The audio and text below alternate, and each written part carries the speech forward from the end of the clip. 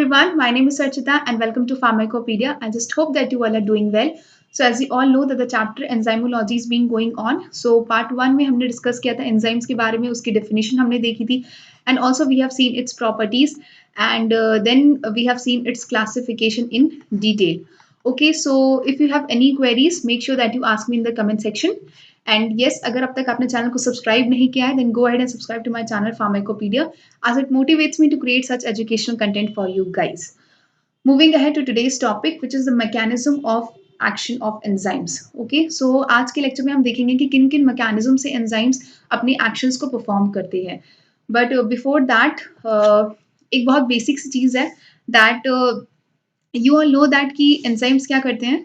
Enzymes के साथ में प्रोडक्ट सबस्ट्रेट क्या करते हैं, बाइंड करके it forms the enzyme substrate complex. Okay, the substrate gets binded to the enzyme to form the enzyme substrate complex and then it results in the formation of a product setting free the enzyme. Okay, so this is a very basic thing which you all should know कि substrate क्या करता है, enzymes के साथ में bind करके enzyme substrate complex बनाता है and then it forms the product. This is a very basic thing. जब बात करते हैं mechanism of action of enzyme की, so among that the first thing is that the lowering of activation energy. कि enzyme क्या करता है, enzyme lowers the activation energy. Now what is the activation energy? अब ये एक्टिवेशन एनर्जी क्या है? So activation energy is nothing but the energy which is been required by the molecules of a reacting substance for it to get converted from a ground state to a transition state. ठीक है, इसका मतलब ये हुआ कि for example कोई भी molecules है, रिएक्टिंग सब्सटेंसेस कोई भी मॉलिक्यूल्स है. अब आपने केमिस्ट्री में ये चीज पढ़ रखा होगा कि जो भी मॉलिक्यूल्स होते हैं वो क्या होते हैं, ग्राउंड स्टेट में रहते हैं. ठीक है, जब उसको एनर्जी मिलती है तो वो क्या करते हैं, वो एक्साइटेड स्टेट में चले जाते हैं.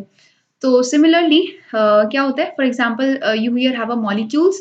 अब ये मॉलिक्यूल्स किस में है, ये हैं ग्राउंड स्टेट में. The molecules are in the ground state.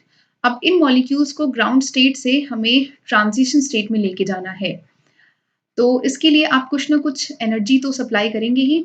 Okay, so the energy which is been supplied for the molecules to convert it to its transition state is termed as activation energy. Very simple. Reacting substance के molecules को ground state से transition state में ले जाने के लिए जो भी एनर्जी रिक्वायर्ड होती है that is termed as activation energy. Now what is this transition state? ये जो ट्रांजिशन स्टेट है ये बेसिकली इंटरमीडिएट स्टेट है. This is the intermediate state जिसमें जो भी आपके सबस्ट्रेट हैं ये प्रोडक्ट में भी नहीं रहेंगे, ना ही ये सबस्ट्रेट के फॉर्म में रहेंगे. ठीक है, in the transition state the substance is neither in the substrate form और nor in the product form. And transition state में जो मॉलिक्यूल्स की जो फ्री एनर्जी होती है it is the highest. it has the highest free energy at the transition state that makes it quite unstable. So अगर आपसे कोई पूछे that what is transition state, so you simply have to say that it is an intermediate state जहाँ पे molecules जो होते हैं it has the highest free energy that makes it quite unstable. And इसी ट्रांजिशन स्टेट में जो substrate होता है it gets converted into the product. जो एंजाइम्स होते हैं it reduces the magnitude of this activation energy. जब हमने बताया था ना आपको यहाँ पे कि लोअरिंग ऑफ एक्टिवेशन एनर्जी, मतलब कि enzyme perform it's action by lowering the magnitude of the activation energy. You can simply understand it with the help of this graph. So this graph what actually depicts is कि यहाँ पे क्या है, you here have the substrate and this one is the product. ये substrate है and this is the product. ठीक है, अब सबस्ट्रेट से प्रोडक्ट ही बनता है. ऑब्वियसली हमने पहले देखा कि substrate plus enzyme equals to then it results in the formation of a product.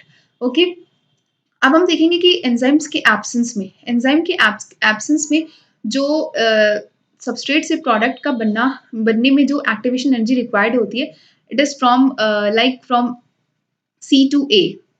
It is from C to A. So this is the activation energy in the presence in the absence of enzyme. But जब enzymes present होता है तो ये activation energy है it is from C to B. So यहाँ पे आपको दिख रहा है clearly कि जो activation energy it has been lowered. ठीक है, in the presence of enzyme. So enzyme के presence में ये activation energy क्या हो गया, it is from C to B. Therefore the activation of enzyme is activation and energy of enzyme has been of the substrate has been lowered in the presence of enzyme. So this is how the enzyme actually perform its action by lowering the activation energy. I hope कि ये चीज आपको अब तक यहाँ तक clear हो गई होगी. Okay, so there are certain theories जो एंजाइम्स के एक्शंस को डेमोन्स्ट्रेट करती है. Among this the first one is the Fisher's template theory, जो हमने कई बार बेसिक्स अपने बचपन से हम like in 11th or 12th we have also studied. So this Fisher's template theory is also known as lock and key model. ठीक है. Similarly you have the lock. So her lock की एक specific की होती है. ठीक है. Same is that for the enzyme also, कि हर एंजाइम से कोई भी सबस्ट्रेट आके बाइंड नहीं कर सकते हैं. हर एंजाइम्स के लिए अपना एक स्पेसिफिक सबस्ट्रेट होता है जो उससे बाइंड करके क्या करेगा, एक्शन को परफॉर्म करता है. ओके. सो यहाँ पे ये जो पिक्चर है आपको डेमोन्स्ट्रेट करती है कि जो सबस्ट्रेट है वो क्या करता है, वो it fixes to the enzyme and then forms the enzyme substrate complex. Because ये सबस्ट्रेट क्या करता है, एंजाइम से एकदम एग्जैक्टली फिक्स कर जाता है and therefore it forms the product. But यहाँ पे जो फिशर्स टेम्पलेट थ्योरी है ये क्या बताता है, ये कहता है कि एंजाइम्स जो होते हैं वो रिजिड होते हैं, that enzyme is rigid. This theory basically proposes that the enzyme is rigid. So जो भी सबस्ट्रेट है जो स्पेसिफिकली उससे जाके एग्जैक्टली उससे जाके बाइंड करेंगे वही क्या करते हैं, प्रोडक्ट को बनाएंगे. यहाँ पे आप देखेंगे कि यहाँ पे एंजाइम्स हैं, ये सबस्ट्रेट के एनालॉग है, but this enzyme can not accept this analog. So this shows the enzyme is rigid. But ये जो Fisher's template theory, it fails to explain the mechanism of action of enzymes. Because जो enzymes होते हैं, later on हम ये देखेंगे कि enzymes is quite flexible, क्योंकि बहुत सारे रिएक्शंस हैं एंजाइम्स के that shows its flexibility nature. For example allosteric regulation जो होता है उसमें भी हम देखते हैं एंजाइम्स की फ्लेक्सिबिलिटी को. So this Fisher's template theory actually fails to explain the flexibility. Moving ahead to next theory which is the Coastlands induced fit theory. This theory actually proposes that कि जब भी सबस्ट्रेट आपके enzyme से bind करते हैं, इन that case a conformational changes occur. So this theory actually explains the flexibility of the enzyme and ये नहीं कहता है कि एंजाइम्स क्या होते हैं, रिजिड होते हैं, as the Fisher's template theory suggest. So this theory actually suggests that the substrate when binds to the enzyme, it induces a conformational change. You can simply understand it with the help of this image. इसमें क्या हो रहा है कि you here have the enzyme. ठीक है, यहाँ पे क्या है, सबस्ट्रेट है. बट अगर आप देखेंगे तो ये जो सबस्ट्रेट है ये क्या करता है, ये जब इससे जाके बाइंड करेगा तो ये एक कन्फर्मेशनल चेंज इंड्यूस करता है. आप यहाँ पे देख रहे होंगे कि जो भी एंजाइम्स की एक्टिव साइट है, it is like quite shallow. ये एक क्वाइट शैलो है, बट जब ये सबस्ट्रेट इससे जाके बाइंड करेगा, सो ये जो ग्रूव है ये इट डेप्थ्स डाउन. ओके. सो इस कन्फर्मेशनल चेंजेस की वजह से ये जो सबस्ट्रेट है ये एंजाइम से सूटेबली जाके फिट हो जाता है एंड आफ्टर दैट इसी कन्फर्मेशनल चेंजेस की वजह से इन दोनों के बीच में जो बॉन्ड है इट ब्रेक्स डाउन. यहाँ पे ये चीज क्लियरली लिखी भी हुई है that enzymes have shallow groups initially, जिसकी वजह से सबस्ट्रेट क्या करते हैं, एकदम करेक्टली अलाइन नहीं हो पाते हैं. But excuse me. So but what actually happens is कि जब सबस्ट्रेट जाके एंजाइम से बाइंड करेंगे, इन दैट केस स्ट्रक्चरल चेंजेस होते हैं, जिसकी वजह से जो सबस्ट्रेट है वो क्लियरली जाके एंजाइम की एक्टिव साइट से बाइंड कर जाते हैं and therefore the substrate gets cleaved off. Another example over here is the two-dimensional representation of Coastlands fit model of the enzyme lyase. This is the enzyme and this is the substrate. A and B is a substrate. जब substrate इससे जाके bind करेगा, in that case क्या होता है, कोई conformational, यहाँ पे conformational changes हो जाती है. इस conformational changes की वजह से क्या होता है, A and B के बीच में क्या होता है, एक level of strain produce हो जाता है, जिसकी वजह से इन दोनों के बीच के जो bonds है वो क्या करते हैं, cleaved off हो जाते हैं. So this has been explained by the Coastlands induced fit model कि जो conformational change हो जाते हैं enzymes के अंदर when the substrate actually gets binded to it. Now explaining the exact mechanism of action of enzyme, that is the catalytic mechanism. ये catalytic mechanism से ही एक्चुअली में एंजाइम्स अपने एक्शंस को परफॉर्म करता है. So within the catalytic mechanism you have the transient state stabilization, जिसको हम सबस्ट्रेट स्ट्रेन भी बोलते हैं. The second one is the covalent catalysis, the third one is the acid base catalysis and the fourth one is the proximity effect, also known as entropy effect. The first one among this is the acid base catalysis. So acid base catalysis, as the name suggests, कि इसमें क्या होगा, acid और base का formation होगा. ठीक है, इसमें सबसे पहले हम देखते हैं जो पेप्सिन एंजाइम है, cathepsin enzyme and also the protease of HIV actually belongs to this group or perform this action by the acid base catalysis. So आपने हिस्टिडीन का नाम सुना होगा. Histidine is a very important amino acid. So histidine का जो protonated form है it acts as an acid. You can see here जो protonated form है it acts as an acid and जो नॉन प्रोटीनेटेड और कॉन्जुगेट है it acts as a base. And this is how it performs the enzymatic action. So जो भी आपके substances catalysis process को perform करते हैं by the formation of an acid or a base that comes under the category of acid base catalysis. Now in the second one we have the covalent catalysis. So covalent catalysis में क्या है, as the name suggests that there will be a formation of a covalent bond. जैसे कि इसमें क्या होता है that the covalent bond is formed between the enzyme and the substrate and it is very common in case of the group transfer reaction. अगर कहीं पे भी group transfer reaction है, in that case covalent catalysis is very is commonly seen. And also जो भी residues है enzymes के जो पार्टिसिपेट करते हैं कोवेलेंट कैटालिसिस में आर पर्टिकुलरली सिस्टीन और सेरीन एंड ओकेजनली हिस्टिडीन भी हो सकते हैं. फॉर एग्जांपल यहाँ पे क्या है, you have the enzyme. To this enzyme the substrate is being like binded, but substrate और enzymes के बीच में क्या हो जाएगा, कोवेलेंट बॉन्ड का फॉर्मेशन हो जाएगा. So that is like a driving force. So the mechanism involved over here is the covalent catalysis. The third one is the catalysis by proximity, also known as the entropy effect. इसको हम बोलते हैं entropy effect.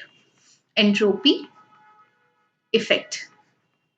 Yes. So इसमें ये theory ये जो actually process है इसमें ये suggest करता है कि जो भी आपके substrate है it should be in like close proximity to the enzyme. जैसे कि जो भी molecules जिसको react करना है it should be in like in close proximity or it should be in like bond forming distance from one another. And also जितना ज्यादा concentration होगा उतने ही जल्दी वो क्या करेगा, कॉम्प्लीमेंट एक दूसरे को करेगा and then greater will be the rate of reaction. So this proximity effect or the entropy effect actually suggests the proximity nature that the molecules जिसको enzymes के साथ में जाके बॉन्ड फॉर्म करना है it should be in like close proximity और उसका concentration जितना ही ज्यादा होगा उतने ही आसानी से क्या होगा उनके बीच में like bond का formation होगा and then greater will be the rate of reaction. And one more thing is that कि यहाँ पे जो transition state है it is very initial, it is very important to form because transition state के बाद में ही क्या होता है product का formation होता है. Now the last one is the substrate strain theory. Substrate strain theory is that कि जब substrate जाके enzyme से bind करता है, जब भी substrate जाके enzyme से bind करता है in that case जो एंजाइम होता है एक सॉर्ट ऑफ स्ट्रेन प्रोड्यूस करता है सबस्ट्रेट के अंदर. ये जो एंजाइम ये एक सॉर्ट ऑफ स्ट्रेन प्रोड्यूस करता है एंजाइम्स के अंदर जिसकी वजह से क्या हो जाता है, as you can see here that जब भी सबस्ट्रेट जाके एंजाइम्स के एक्टिव साइट से बाइंड करता है in that case the strain is been induced in the substrate and as a result जो सबस्ट्रेट की एनर्जी है it is been raised up, the energy is been raised up and therefore the product is been formed. इस energy के increment की वजह से ही product का क्या होता है, फॉर्मेशन होता है. And the combination of a substrate strain and acid base catalysis is seen in the action of lysozyme. So lysozyme has a bactericidal nature. So as you see here कि जो lysozyme enzyme होता है it has a what it does is it has the bactericidal nature. ये क्या करता है, ये cleave off कर देता है alpha 1,4 glycosidic linkage को of the peptidoglycan. This lysozyme is like of great importance because ये क्या करता है, ये cleave कर देता है alpha 1,4 glycosidic linkage को. So here like A, B, C, D, E and F are the carbohydrates. It is like carbohydrate and the D actually is a NAM. NAM means N-acetyl muramic acid. D over here is N-acetyl muramic acid and E over here is N-acetyl glucosamine or NAG. So bond between D and E is being cleaved off. ये जो D और E का जो bond है it is being cleaved off with the help of the glutamic acid and the aspartic acid residues in the enzyme which is like opposite to each other. So ये क्या करता है, it cleaves off this glutamic acid and the aspartic acid actually like cleaves off the bond between D or E or N-acetylmuramic acid or N-acetylglucosamine in case of peptidoglycans. So this is how the enzymatic action is being performed by the enzyme lysozyme. अगर मैं इसको summarise करूं, mechanism of action में सबसे पहले आपको lowering of activation energy पता होना चाहिए, that how the enzyme actually lowers the activation energy. In that case the graph is like very important. And then आपको पता होना चाहिए फिशर्स टेम्पलेट थ्योरी क्या है, which is like very basics, and the Koshland induced fit model. And then coming to the actual mechanism of action, जिसमें हम देखते हैं कैटालिसिस एक्शन, जिसके अंदर सबसे पहले आता है द ट्रांजिएंट स्टेट और substrate strained one, and then the second one is the covalent catalysis, and then you have studied the acid base catalysis and the proximity effect. So this is like very basic thing कि जिसके through जो enzymes होते हैं अपने mechanism of actions को perform करते हैं. I hope that the video is clear to you, and yes, in case of any queries you can definitely ask me in the comment section below. And yes, अगर अब तक आपने channel को subscribe नहीं किया, then go ahead and subscribe to my channel Pharmacopedia, as it motivates me to create such educational content for you guys. मिलते हैं next video में. Till then, keep studying and take care.